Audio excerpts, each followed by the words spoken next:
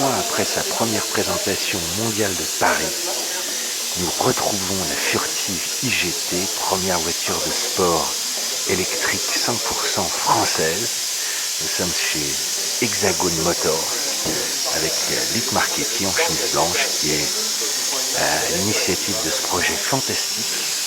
Et aujourd'hui, je vous emmène dans les coulisses d'Hexagon puisque nous allons pouvoir assister en exclusivité au premier tour de roue sur circuit.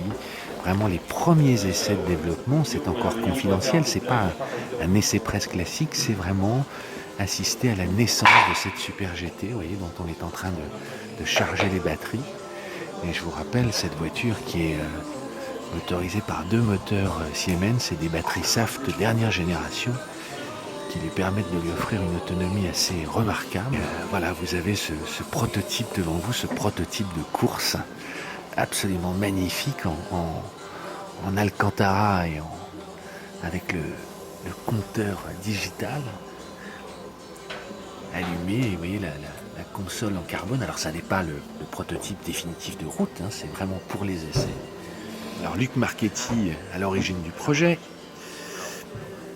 nous dévoile un peu cette console magique qui est la console de développement. Là, hein. On est vraiment dans les secrets des dieux. Là. Nous sommes vraiment sur une console de développement, plus typée course, de manière à pouvoir changer de cartographie de régène pour récupérer de l'énergie en décélération et au freinage.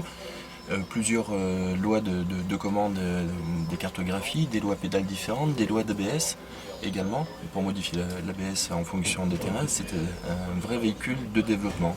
C'est une des phases que l'on ne montre normalement jamais, mais qui existe. Un vrai privilège. C'est un véhicule de validation, donc ce qui nous permet de valider tout ce qui est chaîne de traction, donc moteur, inverteur, boîte à vitesse également, et tout l'ensemble packaging, énergie, batterie. Oui. Aujourd'hui, il y a encore beaucoup de travail, on a encore au moins un an de travail. C'est ce que j'allais te poser comme question. Il y a un an de développement, de tests, qui sont des tests à la fois d'endurance et à la fois de... Endurance, agrément de conduite, performance, économie d'énergie. Il y aura plusieurs prototypes de développement, il y en aura encore 8, des pré-séries après.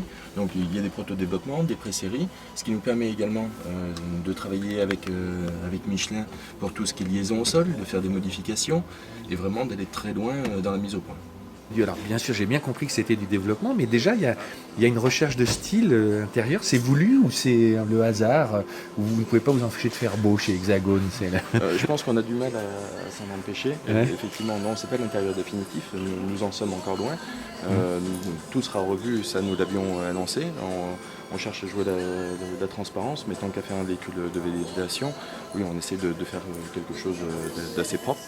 C'est vraiment un scoop de pouvoir vivre ces premiers tours de roue de la voiture, sa mise au point. C'est très très rare que les constructeurs vous le reportent à ce stade. Donc là, c'est la charge des batteries, vraiment. Oui. Et là, combien de temps ça va prendre pour une charge complète là, ou... C'est un chargeur rapide là que vous mettez? Un chargeur rapide là. D'accord. Alors, Donc ça veut dire quoi? C'est 20 minutes, 30 minutes ou... Non, vu l'état de charge, on va dire 1 heure. 1 heure, d'accord. Comptez 2 heures en rapide. C'est magique hein, de voir une prise sur une voiture de sport comme ça, et non pas une goulette d'essence.